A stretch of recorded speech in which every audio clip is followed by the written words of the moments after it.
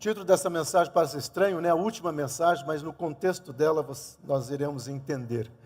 Estamos encerrando o livro de Malaquias, por isso que é o título Última Mensagem, o último dos profetas menores. Para quem acompanhou todo esse círculo de mensagem, né? A partir dessa última mensagem, chato ou não, Deus se cala por 400 anos, até chegar à plenitude dos tempos. E nós temos falado assim que às vezes nós não paramos para pensar, mas Deus também tem um basta. Deus trabalha, Deus ministra, Deus toca o teu coração, você até sente, você fala que vai se posicionar, você promete que vai se posicionar. Aí tem hora que Deus fala, eu não estou de brincadeira. Esse lado de Deus, que essa cosmovisão triunfalista no meio das igrejas não tem mostrado, tem criado um cristianismo, meu amado. Eu e a Ângela vimos conversando sobre isso. Um cristianismo de pessoas religiosas. Pessoas que vão para a igreja literalmente para um descarrego. Ou para um peso de consciência. Mas não vão para buscar uma bênção e ser bênção durante a semana. Um cristianismo onde Deus não atende, como se ele fosse o gênio da lâmpada mágica, não atende os meus 3 pedidos, eu fico de mal com Deus. Um cristianismo que na primeira dificuldade, na primeira luta, porque nós passamos por luta, o próprio Jesus falou, no mundo vocês vão ter aflições, mas tem de bom ânimo, eu venci e vocês vencerão. A primeira perspectiva, a primeira situação nossa é olhar para o desespero e achar que Deus, que tinha obrigatoriedade de nos abençoar, não está nos abençoando. E muitas vezes Deus não tem nenhuma dificuldade com as bênçãos. Ele mesmo, eu falei ontem eu fiz 2 casamentos, meu amado, um de manhã e um à tarde, mas num dos casamentos eu falei que Deus primeiro vai criar a provisão para depois colocar o casal no jardim do Éden. Deus primeiro traz a provisão, tá, para esse mês, para essa semana. No calendário hebraico nós entramos no dia 2 de Iyar. Iyar é um acróstico de Yavé, Ani, Yavé, Rafá. Sabe o que significa isso? O Senhor te cura. É um mês que eu entendo, e porque é da tribo de Isacar, tempos e estações, é um mês onde eu vou clamar pela minha vida e pela vida de vocês. Essa madrugada de sábado, de sexta para sábado, eu estava orando e Deus mandou entregar uma palavra, eu falei, Deus, agora 3 horas não vou entregar. Esperei 5 horas da manhã, porque eu acordo para correr às 5h15, né? Aí eu falei, Deus, eu olhei no relógio e falei, não manda. Aí eu mandei um pouquinho mais tarde, mas foi bênção, porque se encaixou como luva na situação. Não porque o Silas é evidente, o Silas tem um pezinho no misticismo, de maneira alguma. É porque quando você ora, Deus traz respostas para a sua vida e para a nossa vida. Eu quero convidar vocês a ficarem em pé, para nós lermos. Eu sou daquele tempo que lê a palavra de Deus em pé, ainda, ou de pé, como o português manda. Eu escolhi o versículo 7 do capítulo 3. Desde os dias dos vossos pais vos tendes desviado das minhas ordenanças. Olha, Deus chateado. E não tendes guardado. Aí ele fala, retornai para mim, e eu retornarei para vós, diz o Senhor dos exércitos. Mas vós dizeis, em que havemos de retornar? Olha o religioso aqui, eu estou fazendo tudo certinho. Pai querido, nós sabemos que a Tua palavra é bendita, mas queremos que ela seja bênção agora nas nossas vidas, em nome de Jesus. Pode sentar, meu querido. Desde os tempos de Jeremias, meu amado, porque quando você olha para os profetas menores, você acha que só são aqueles que nós pregamos. Mas os profetas menores, apesar de Jeremias não ter entrado nesse termo, que foi uma questão que aconteceu a partir do 6º para o 7º século, uma terminologia de profetas maiores, profetas menores, quando foi feito o cânon da Bíblia, na divisão da Bíblia, e a Bíblia não era como nós temos hoje, mas ela não foi modificada. Eu dou aula de hebraico, de grego, já desde 1988, eu conheço os textos sagrados, não foi modificada. Não adianta você vir e dizer que foi escrita por homens, não foi psicografado por anjo, coisa nenhuma. Mas o Espírito Santo usou, como ele usa a minha vida, ele usa a tua vida. A Bíblia já passou por muitos questionamentos. Eu sempre falo que o pior momento da história da igreja é a entrada do iluminismo, no século XIX, onde o racionalismo de Descartes, penso e tenho que existir para poder pensar, começa a trazer a racionalidade. Então, quando nós olhamos para essa divisão que desde Jeremias, é como se Jeremias estivesse falando, olha, vai chegar um tempo, e Jeremias fala isso, que eu e você deveríamos trazer, ou devemos trazer aquilo que nos traz esperança. Jeremias está falando do que eu vou pensar. A palavra de Deus sempre foi cognitiva. A palavra de Deus sempre foi racional. A palavra de Deus sempre foi também emocional. A palavra de Deus trabalha na nossa dimensão. Então, quando Jeremias começa a falar lá de trás, olha, e é um momento lindo na vida de Jeremias que ele questiona Deus.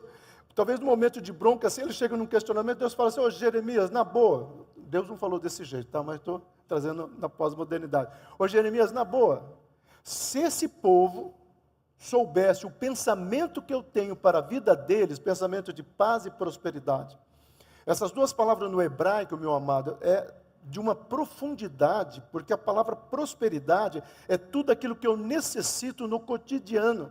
Quem usou isso foi Davi nos Salmos. Ela vem da etimologia da palavra roi, aquilo que eu preciso, Deus é o meu provedor. Mas a palavra paz, que é a etimologia da palavra shalom, tá? Que é aquilo que eu realmente vou ter de estabilidade.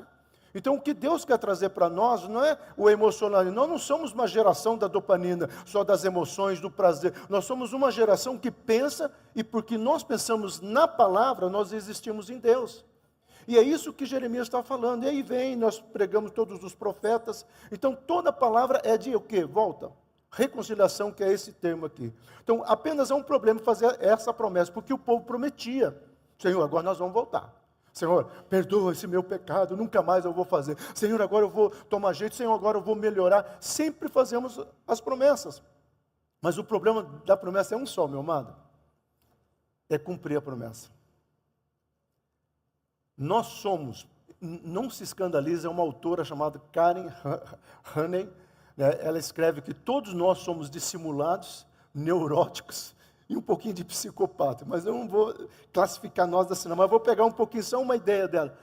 Todos nós temos certas dissimulações, todos nós temos nossos altos e baixos, todos nós temos aquela briga que na raiva nós falamos um monte de bobagem, até que vamos sair de casa, vou acabar com o casamento, eu vou acabar com aquilo, não quero mais trabalhar nessa empresa, não quero.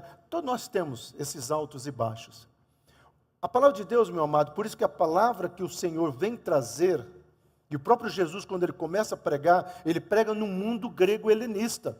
O mundo bebia das águas de Platão, de Sócrates, Aristóteles. Tá? Então esse pensamento, essa cosmovisão, tá, da cultura grega helenista estava presente nos tempos de Jesus. O que ele faz? Ele mete o pau nos profetas ou nos filósofos? Não, ele começa a falar sobre a essência do homem. Ele começa a falar sobre vida e vida em abundância. Ele começa a falar para eu e você vivermos acima da mediocridade. E como que ele começa a falar nisso? É chegado o reino dos céus. E aí ele vai trabalhar isso aqui. Vocês querem ser meus amigos? Vocês querem ser amigo do meu Pai, que está lá nos céus? Cumpram a minha palavra. Ele fala, me obedeçam. Amado, obedecer ou cumprir a promessa é o estágio mais difícil da nossa caminhada. Mas eu e você precisamos entender que é por isso que quando Jesus está subindo, os discípulos, imagina os discípulos segurando ele, né?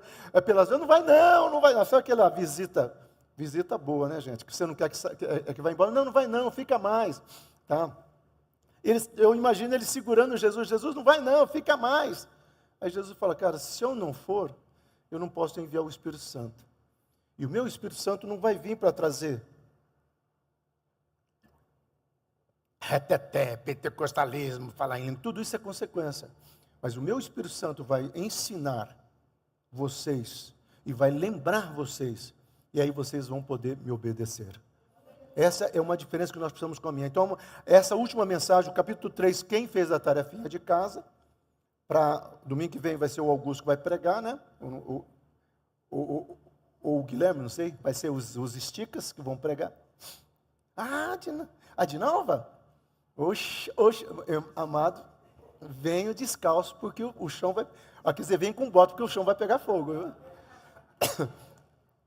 Tá, então no próximo domingo de ceia, o primeiro domingo nós vamos começar no livro de Hebreus. Leia Hebreus. É um livro difícil, mas é fantástico, tá? E aí, essa mensagem do capítulo 3 fala de quem? De alguém que vai preparar o caminho, é João Batista. Jesus fala, vai chegar um dia... Por que Deus fala isso? Nós precisamos entender isso aqui. Deus fala o seguinte, Deus já sabia que ele ia se calar por 400 anos. Aí Deus fala, ó, encerrou aqui, tá? Mas vai chegar um dia, e aí eu e você precisamos olhar os sinais de hoje. Vai chegar um dia que vocês vão ter que prestar atenção nos sinais, porque alguém vai chegar para preparar o caminho, ele será a voz do deserto. Como que as pessoas chamavam João Batista? A voz do deserto. E é João Batista que dá o start em toda aquela sequência do ministério de Jesus, batizando Jesus. João Batista entra numa crise, quem sou eu para te batizar? Jesus falou, não, nós temos algo a cumprir. Tá? Então, essa mensagem fala desse cara que é fantástico. Então, começando aqui, eu vou começar pelo versículo 4, depois nós chegamos no 7. Então, a oferta de Judá e de Jerusalém será agradável. O que Deus está falando? Depois que vocês entenderem o que é a mensagem de João Batista, preparai o caminho, arrependimento. João Batista pregou sobre arrependimento. E vem Jesus. O que Deus está falando? Agora, através do meu filho, não haverá mais necessidade do holocausto, de ovelha, aquela coisa toda. O que tem que haver é a entrega do meu coração e seu coração. É isso que nós pregamos todo esse tempo, meu amado, nos profetas menores. A liturgia do culto é bacana, mas não é importante para Deus. O aspecto da igreja, né? Está chegando o calor, nós não temos ar-condicionado, mas o aspecto aqui talvez não muito confortável, as cadeiras são muito confortáveis. A única coisa bela aqui é o pastor, né? Mas tem muitas coisas que não são muito acessíveis, mas o que tem que ficar? A presença de Deus. Aquele que começou no louvor e vai terminar na mensagem. Era isso que Deus está falando. Mas por que isso tudo é agradável? Porque nós fazemos em nome de Jesus. Porque por Ele e para Ele são todas as coisas. Essa palavra no hebraico, meu amado, é a palavra árabe, ou arábio. A ideia de café árabe é uma coisa, não da cultura, mas uma coisa agradável. Mas isso é outra etimologia da palavra. Que significa doce, olha que coisa linda, agradável, aceitável. Sabe o que Deus está falando? Se você entender que o culto é para o meu filho, e através dele, e a unção do Espírito Santo nesse momento, vai se tornar um cheiro suave, agradável a mim. Não é uma disputa entre a Trindade. Agora nós vamos adorar o Espírito Santo. Jesus, espera um pouquinho. Não, é um conjunto. É um conjunto. Por isso que quando João Batista está batizando Jesus, o que Deus fala? Este é o meu filho amado, e ele usa essa palavra. Todos os autores concordam que ali foi uma frase no hebraico. E ele usa essa palavra, esse é o meu filho que é agradável. Meu amado, quem é da cultura árabe, libanês, ou sabe que eu vou falar. O árabe gosta muito do cheiro.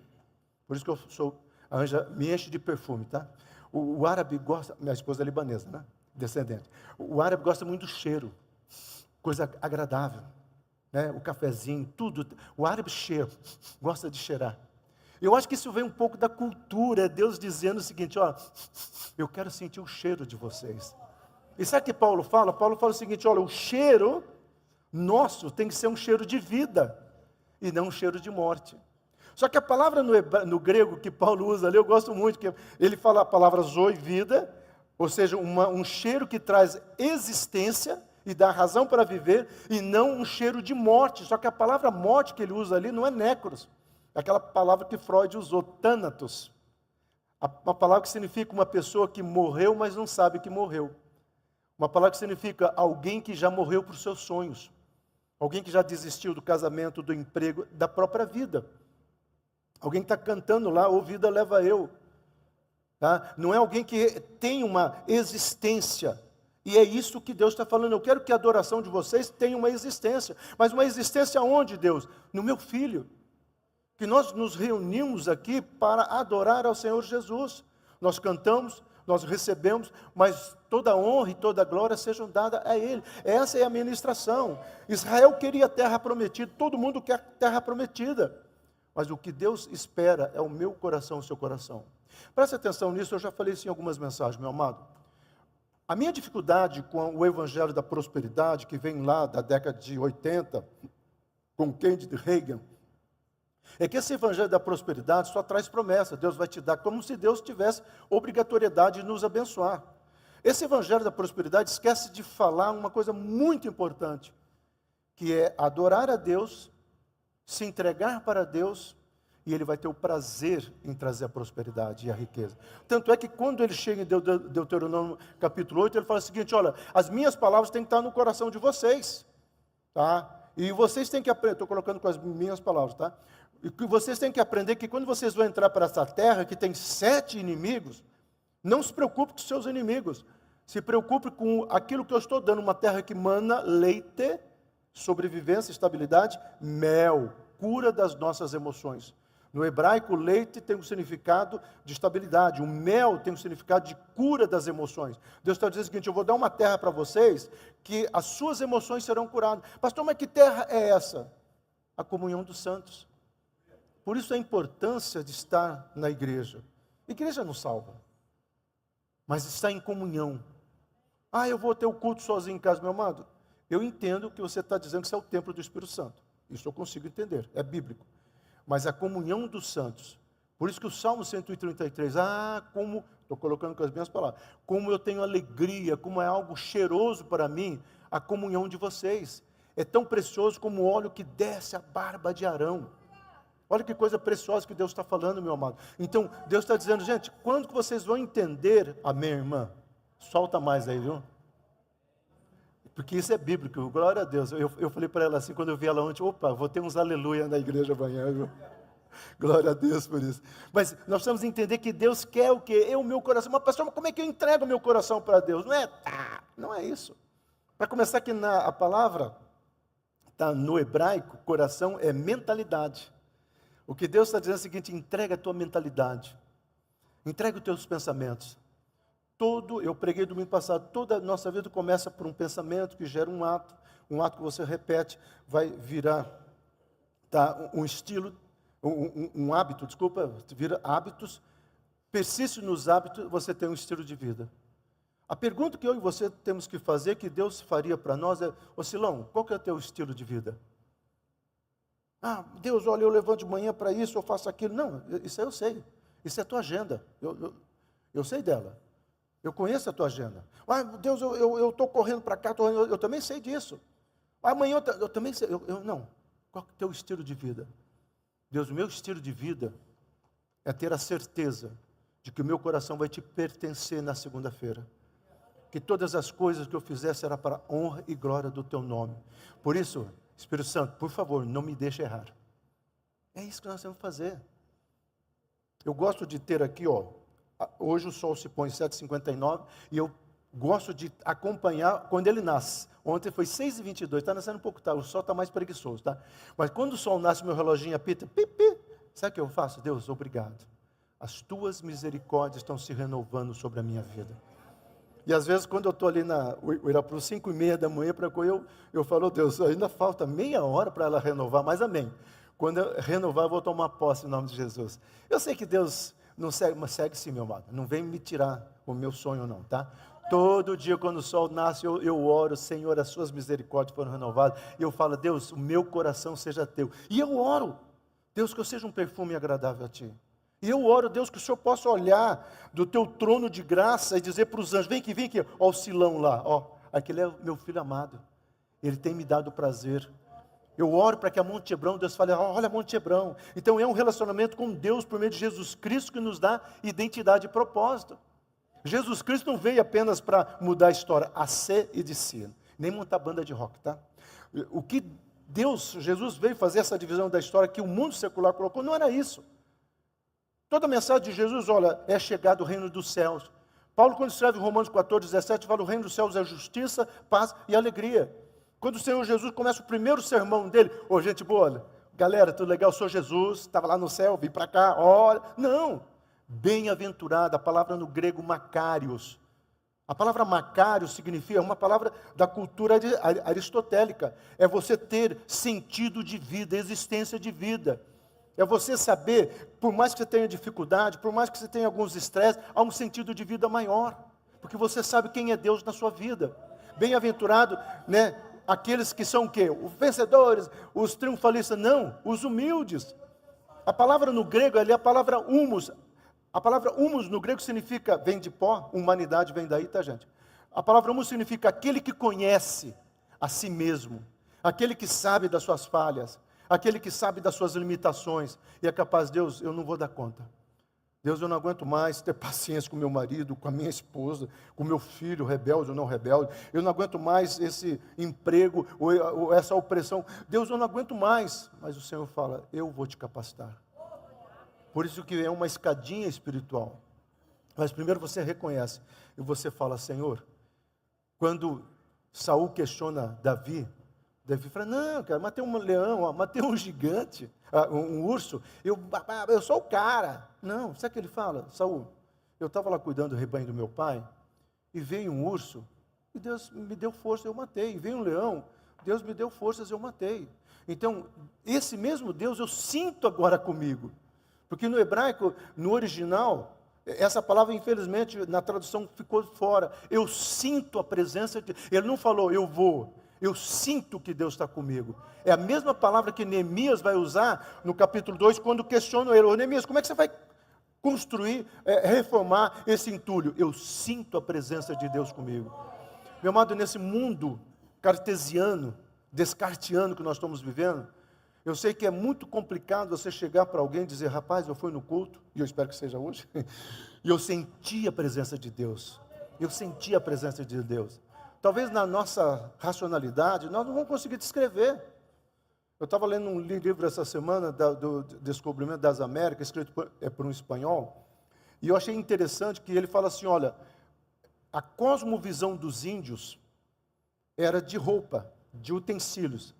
Então eles ficaram encantados com as roupas dos colonizadores, ou dos conquistadores, tá? Eles ficaram encantados, mas não prestaram atenção nas caravelas. Porque a cosmovisão deles, olharam aquilo lá, não entenderam. Às vezes a nossa cosmovisão precisa estar tão cheio do Espírito Santo, por isso que Paulo fala, aquele que anda no Espírito fala as coisas do Espírito. Para nós entendermos o que é o mundo espiritual, porque nós não sabemos o que é o mundo espiritual. Então quando você falar, eu sinto a presença de Deus, por mais que a pessoa não vai entender, mas você tem que entender. Não pode ser uma questão apenas racional, apenas uma frase dita de boca para fora. É alguma coisa que você tem convicção. Eu sinto a presença de Deus, isso faz toda a diferença. Meu amado, a vida espiritual, e eu falei isso domingo passado, dentro de um contexto, a vida espiritual não pode cair na rotina. E eu sempre falo, quando eu dou aula para futuros pastores, olha, pregar, e eu vou repetir o que eu falei domingo passado, pregar é fácil, preparar uma mensagem é fácil. Hoje, com essas tecnologias, não sei se tem pastor usando outras, eu espero que não, mas eu sou do tempo, né, que quando eu ia estudar um texto no hebraico, ou grego, mas no hebraico, eu tinha que colocar vários dicionários, eu tinha que ter uma mesa cheia de livros hebraicos. Hoje tem um monte de aplicativos, amém, por isso não tem problema nenhum. Mas eu repito o que eu falei domingo passado, preparar uma mensagem é fácil, mas viver a mensagem, é isso que as pessoas vão querer saber. As pessoas não vão querer saber como o Silas é aqui, mas como o Silas é no dia a dia. Ontem, num dos casamentos que nós tivemos aqui, as pessoas entraram, nossa, gostoso aqui, maravilhoso, que eu falei assim, vem amanhã. Hoje está gostoso, porque ainda está no resquício do culto da semana passada, amanhã vai encher de novo. E às vezes nós precisamos ter essa convicção e essa certeza do que Deus está falando. Como é que eu faço para não cair na rotina? Como é que os músicos fazem? Como é que eu faço? Nós precisamos ter aquilo que Victor Frankl fala, sentido para viver. Qual é o meu sentido para viver? Eu quero adorar, eu quero buscar, eu quero vivenciar. Eu quero realmente entender. E aí eu não vou permitir que a minha vida caia na rotina. A pior coisa que existe é a vida na rotina. Casamento, relacionamento, emprego, tudo. Mas aquela coisa que você, domingo passado eu falei, domingo retrasado, eu falei, nós tínhamos que ser o Indiana Jones Gospel, todo dia acordar para uma nova aventura com Deus. Eu não sei o que me espera hoje, mas eu sei que Deus tem algo maravilhoso para a minha vida. E nós vamos, Jesus responde, olha só, há tanto tempo, gente, você já pensou nisso aqui? Há tanto tempo eu estou com vocês, e vocês ainda não me conhecem. A palavra no grego aqui, nós não estamos estudando ele, mas a palavra oido. Vocês ainda não conseguiram entender e sentir quem é que estava do lado de vocês. Vocês não perceberam os milagres, porque eles se encantaram com os milagres. Meu irmão, se tivesse Instagram na época de Jesus, estava lá quando o paralítico andou, apontando para o paralítico, né? É ou não é? Eu falo que se tivesse na ressurreição, ia todo mundo lá, para quando Jesus saísse do túmulo, fazendo selfie. Ele ressuscitou. E aí? Será que nós vamos vivenciar ou vamos ter uma vida comprometida? Vocês andam comigo e vocês não me conhecem. Eu já falei assim, esse é um versículo que me impressiona muito, mas o que mais me impressiona é Mateus capítulo 7, a partir do versículo 14. Apartai-vos de mim, maldito, para o fogo eterno. Senhor, em teu nome eu fiz isso. Senhor, em teu nome eu ia no culto. Senhor, em teu nome. Não. Vocês iam, mas vocês não me sentiam na minha essência. Nós precisamos entender isso. Pois eu sou Senhor e não mudo. Olha só o versículo 6. Eu não mudo. Olha Deus falando. Deus trabalha todo aqui pensando. A palavra aqui é a palavra shanar, ou shanar, né? Significa mudança no sentido de perder a essência. Porque Deus está falando o seguinte, ô Israel, sabe aquele que tirou vocês do Egito? Sabe aquele que trouxe o maná, que abriu o mar vermelho, que deu vitória para vocês? Gente, olha a vitória de Josué. Olha as conquistas de Josué. Nós precisamos entender que aquele povo, quando sai do Egito, tá, era um povo que trabalhou só fazendo pedra, era pedreiro da época. Essa geração morre por descrença, surge uma nova geração. O cara nasceu no deserto. O que ele conhecia era deserto. Ele não tinha mais nada, ele só tinha uma promessa. Nós estamos indo para a terra prometida, mas já faz tanto tempo assim, nós estamos indo para a terra prometida. Porque aquela geração que saiu não tinha o coração com Deus. Presta atenção nisso, meu amado. Você não pode entrar na terra prometida com o coração religioso. Você tem que entrar para a terra prometida com uma entrega. Senhor, eu vou me posicionar. E posicionar, meu amado, é trazer sentido para a minha essência. Quando espreme em você, o que sai? O que sai? Qual que é o nosso comportamento? Sabe uma das frases que eu amo? O Guilherme já falou isso indiretamente para mim algumas vezes, tá? Essa semana ele escreveu uma coisa bacana também, quando eu tenho orgulho de fazer parte de uma igreja que tem o seu coração. Mas uma das coisas que eu mais amo, e eu tenho algumas pessoas que falam, pastor, como eu admiro a sua vida diante de Deus. Meu filho falava, pai, o seu Deus, né, é o meu Deus, eu quero isso.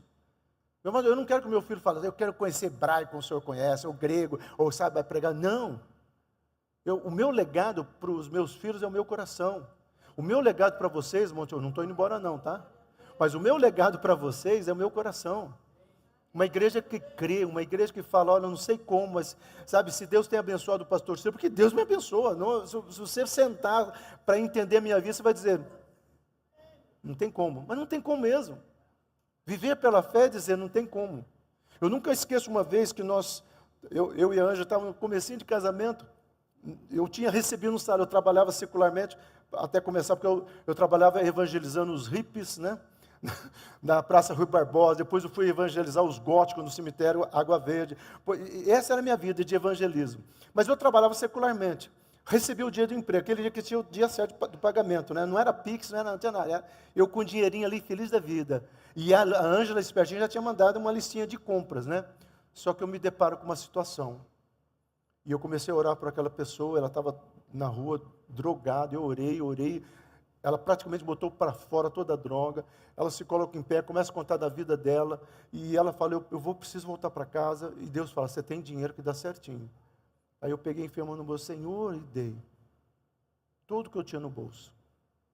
Aí eu voltando para casa, quem conhece Curitiba, tem uma praça chamada Oswaldo Cruz, em frente a um shopping.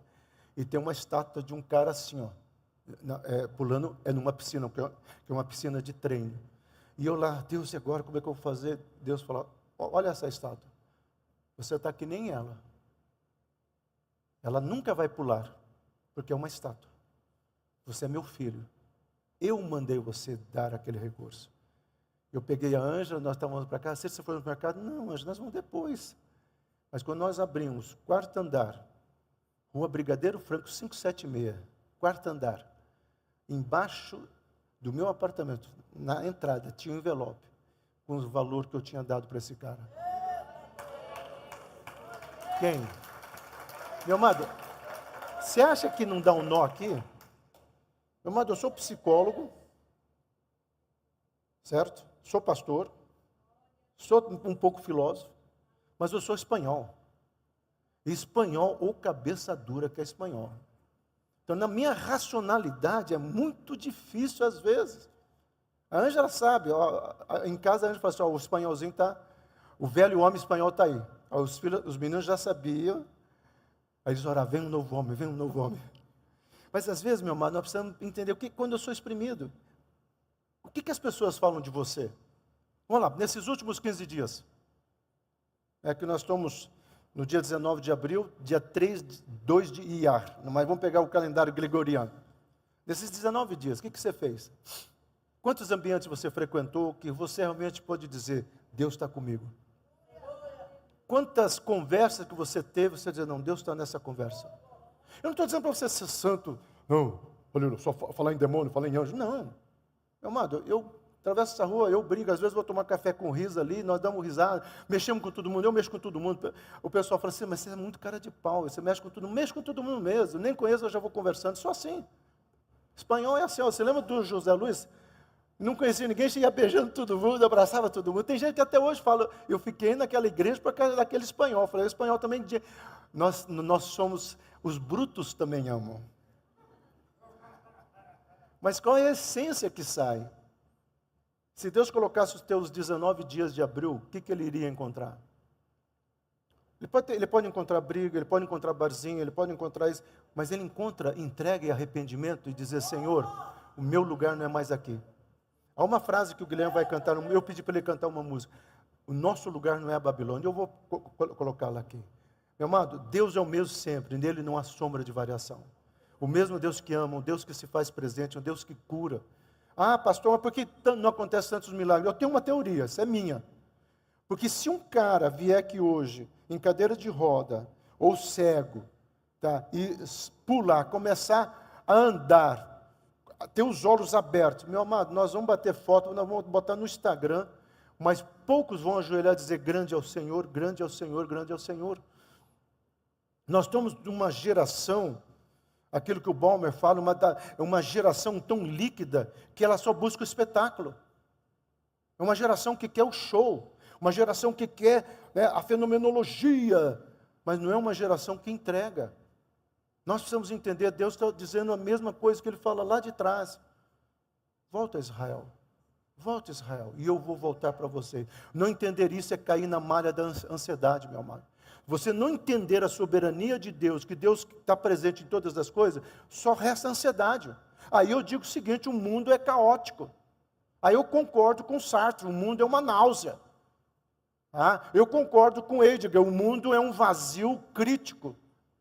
Mas eu olho para Jesus e eu falo o que Ele disse para todas as pessoas. Se você soubesse quem eu sou, você beberia dessas águas e você teria a vida e a transformação. Mulher, onde estão os teus acusados? Vai e não peque mais. O que você quer, Bartimeu? O que você quer, paralítico? Aquele que Jesus que olha e não vai julgar, mas vai dizer, eu estou aqui para tirar toda essa ansiedade. A vida é caótica, é um caos, sem aquilo que Deus estabeleceu com certeza. Santo Agostinho tem uma frase que eu já repeti ela aqui, eu acho linda, né? Existe um vazio existencial em nós do tamanho de Deus. Nós precisamos entender que essa angústia vai ser sanada assim. A ansiedade rouba a paz que a soberania de Deus produz. Deus é um Deus de paz. Agora, não é paz simplesmente com o teu inimigo, é a paz existencial. Eu já disse muitas vezes, nós não somos cristãos circunstanciais, ou vida leva eu, se a coisa está boa, eu estou alegre porque tudo deu certo. Não, nós somos circunstanciais, nós temos existenciais, nós temos uma existência. Eu existo nele, porque ele é o meu Deus, e eu sei que ele é a minha paz. Tanto é que quando ele está terminando de orar lá no Getsemane, né, ele pode dizer, galera, na boa, estou indo, vai doer um pouquinho, mas eu vou precisar. Não! Por que vocês estão tristes nos vossos corações? Por que vocês estão com essa ansiedade? Vocês estão com medo? Não se entristeçam. Eu vou deixar a minha paz. Aliás, a minha paz eu estou dando agora, porque no grego é o aoristo perfeito, né, que diz, é agora, eu estou te dando a paz agora. Receba a minha paz. Muitas vezes Deus está dizendo, é agora. Muitas vezes a pessoa que está aqui orando por você, meu amado, na nossa cosmovisão, às vezes é estranho. Eu já tive experiências com Deus que a pessoa fala assim, Deus está assinando um documento. Eu falo, sabe o que eu falo? Deus, eu não sei que documento, mas se é o Senhor que está assinando, é bom, então eu tomo posse. Eu já tive experiências tremendas com Deus, já compartilhei algumas delas aqui, tá? Porque quando eu encontro uma pessoa que eu sei que é de Deus, e mesmo quando não seja, entenda bem, a pessoa está falando assim, eu já fui num culto que a pessoa falou uma bobagem para mim, Deus vai te dar isso. Eu nunca quis, mas eu falei assim, mas gostei. Deus, já que o Senhor está dizendo, mesmo que não seja o Senhor, eu gostei, eu tomo posse. Eu acho que misericórdia de Deus, Deus me abençoou. Agora é difícil explicar isso? Claro que é difícil, meu amado. Claro que é difícil. Nossa lua de mel, eu só tinha dinheiro para ir na fronteira. Nós não tínhamos dinheiro para lua de mel. Sabe o que acontece? Lá na fronteira, uma pessoa que eu tinha ajudado lá atrás a sair das drogas, ele falava que o pai dele era uma pessoa importante na Bolívia, achava que era mentira, que tinha hotéis na Bolívia, achava que era mentira, estava lá na fronteira, ele me chamava de tio Jack, tá. E eu, casei, essa aqui é minha esposa, não, nós temos dinheiro até aqui, e tinha dinheiro para voltar, claro, não sou besta, né? Não, quanto tempo o senhor tem? Um mês. Quando ele falou que lá, eu pensei, 1 mês, 2 meses, né, Ângela?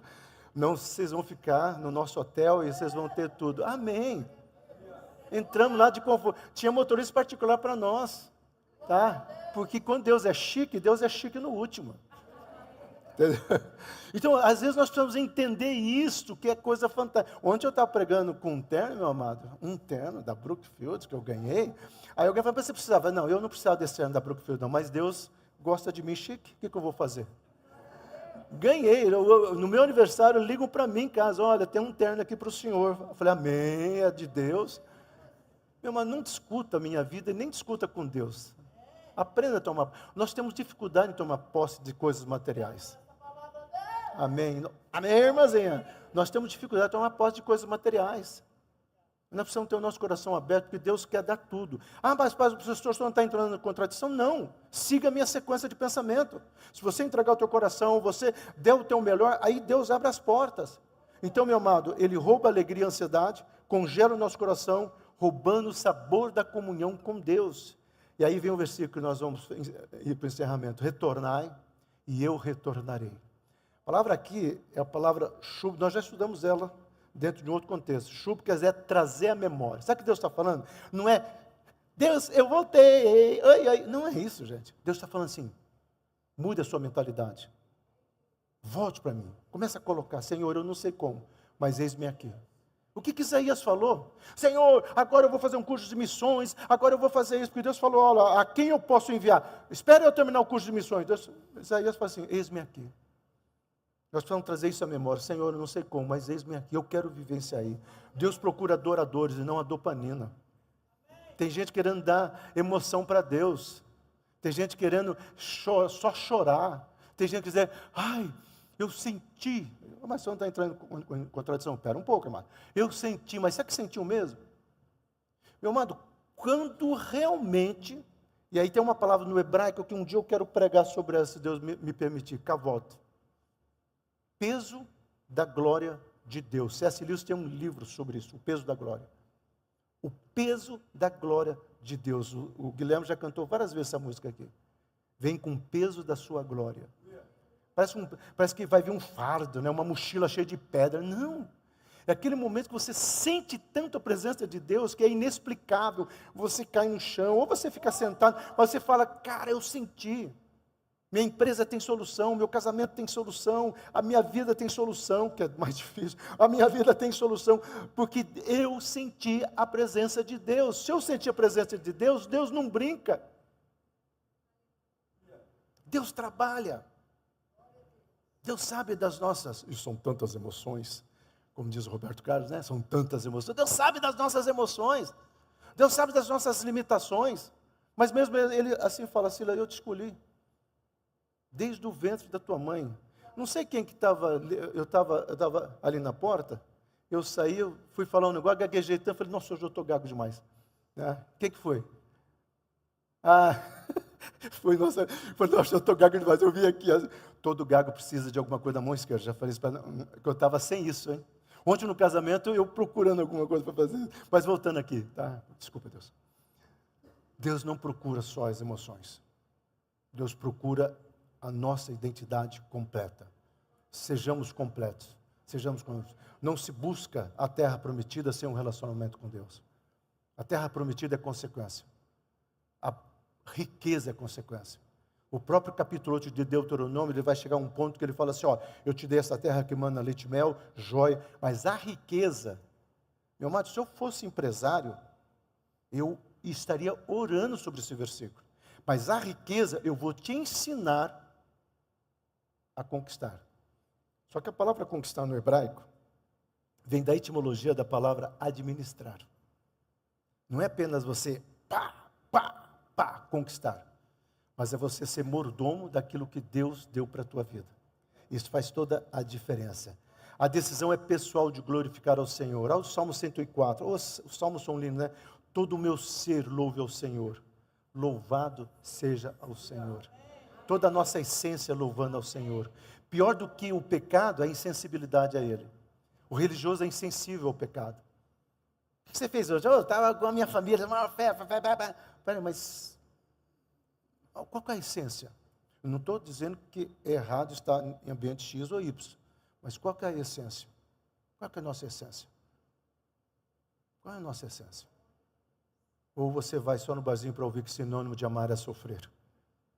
Ou você vai pelo menos dizer, olha cara, existe vida além dessas festanças. Existe sentido além de tudo isso. É isso que as pessoas querem ouvir. As pessoas não querem ouvir o evangelho, Jesus foi morto, crucificado, ressuscitou. Elas querem ouvir o seguinte, Deus te ama. Meu amado, Elói se tornou missionário, é um cara, tá? Eu peguei na mão dele, e ele estava dopado. Eu aconteceu essa experiência, eu peguei na mão dele, receba. E ele falou, só se for nos canos, que ele tomava. Eu falei, então, Jesus, o senhor entra no coração de todo mundo, faz o inverso, entra pela veia. Ele se tornou um pastor. Porque a nossa racionalidade nunca vai entender isso. Mas quando eu começo a ser sensível para Deus, eu começo a entender o que está ao meu redor. Pior que a transgressão é a falta de consciência dela. Não, não tem nada a ver, olha, o mundo é outro, as pessoas... Meu amado, Deus, não se assustem, tá? Mas Deus não é brasileiro, não, para dar um jeitinho nas coisas. Deus é santo, e Ele busca essa santidade. Por que deixasse de adorar o Israel? É a pergunta da música que o Guilherme daqui a pouquinho vai cantar. Por que deixasse? Todos os profetas falaram isso. Por que você deixou de adorar? Imagina Deus, meu amado, em todo aquele contexto... levantando a Babilônia, porque Deus falou, eu vou levantar a Babilônia, vou dar uma lição para vocês. Aí Deus fala, por que vocês deixaram de me adorar? Por que vocês, que custava, eu queria só adoração, o coração de vocês. E Deus vai falar o seguinte, olha, a Babilônia nunca foi um lugar para vocês. Meu amado, a Babilônia não pertence a nós. A nós pertence Jerusalém. Tem uma frase de Tertuliano, do 3º século, que ele fala assim, o que tem... Tá, eu vou colocar aqui, o que tem a Babilônia a ver com Jerusalém? E aí ele fala, nada. O nosso pensamento não é secular. Nosso pensamento é espiritual. Vivemos no secular, transitamos no secular, amamos no secular, mas nós vivemos uma essência que é acima de tudo. Então não procure compreender para crer. Creia para compreender. Essa frase tremenda de um filósofo. Quando ele chega naquele momento, e é o Heidegger que dá, não, é Schopenhauer, desculpa, Schopenhauer, né, o salto da fé, que ele fala, tem hora que eu desisti de tentar entender, eu vou me entregar, e é aí que vai fazendo toda a diferença, e eu quero encerrar com isso, nós chegamos à plenitude dos tempos, a nova aliança, que vai ser a mensagem do livro de Hebreus, que é feita através de nós, através da superioridade do Messias. O livro de Hebreus, se eu fosse dar um título para ele, eu daria esse título, a superioridade de Cristo. Cristo é a razão de toda essa construção aqui, para chegar na restauração e dizer, por Ele e para Ele são todas as coisas. Pai querido, eu quero que a Tua palavra seja bendita em nós, que o Senhor venha trazer a essência da Tua palavra, Senhor. Amados, eu quero pedir um pouco de compreensão de vocês, nós já estamos avançando alguns minutinhos só, mas eu avançando porque nós oramos por vocês, eu não quero deixar de orar, tá bom? Mas eu pedi para o Guilherme cantar essa música, e eu quero que vocês prestem atenção, porque essa música encerra tudo que nós pregamos. Essa música, ela foi escrita por Sérgio Lopes, e ela tem um pé no Salmo 126, tem um pé em vários outros profetas também. Ah, já está aqui?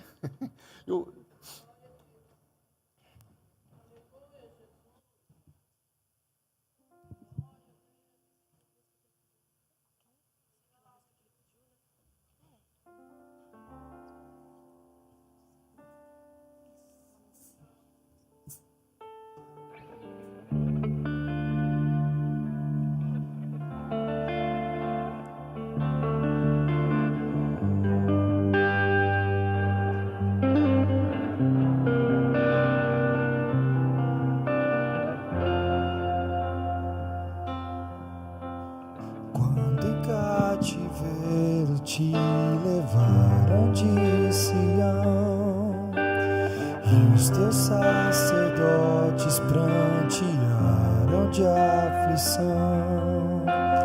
Foi como morrer de vergonha e dor. Caminhava triste o povo forte do Senhor. Ó Jerusalém, por que deixaste de adorar o Deus vivo que tantas batalhas te ajudou? Chora Israel num lamento só. Talvez Deus se lembre do bichinho de Jacó. Chora Israel, Babilônia não é o teu lugar. Clama ao teu Deus, Ele te ouvirá. Do inimigo te libertará. Chora Israel, Babilônia não é o teu lugar. Clama ao teu Deus, Ele te ouvirá. Do inimigo te libertará. A Jerusalém, por que deixaste de adorar o Deus vivo que em tantas batalhas ajudou? Chora Israel num lamento só. Talvez Deus se lembre do bichinho de Jacó. Chora Israel, Babilônia não é o teu lugar. Clama ao teu Deus, Ele te ouvirá. Do inimigo te libertará. Chora Israel, Babilônia não é o teu lugar. Clama ao teu Deus, Ele te ouvirá. Do inimigo te libertará.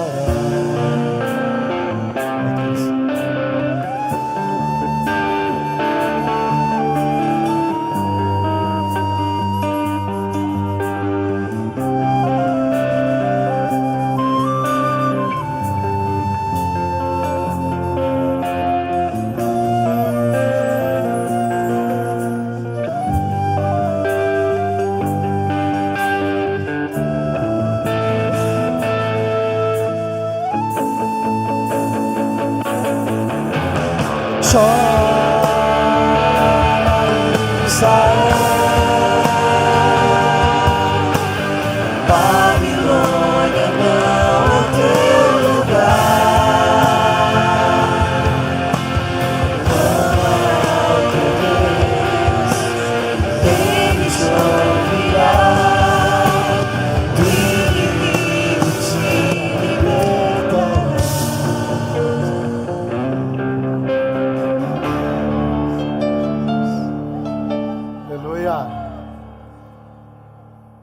A Babilônia pode ser amizades, lugares, comportamentos, promiscuidades.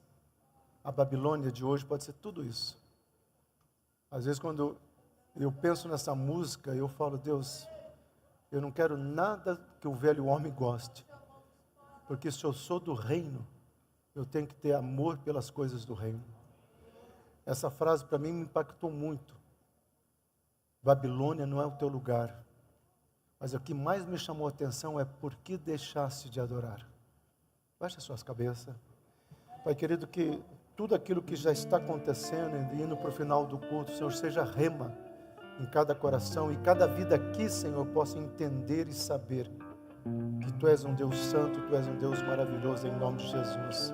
Amém.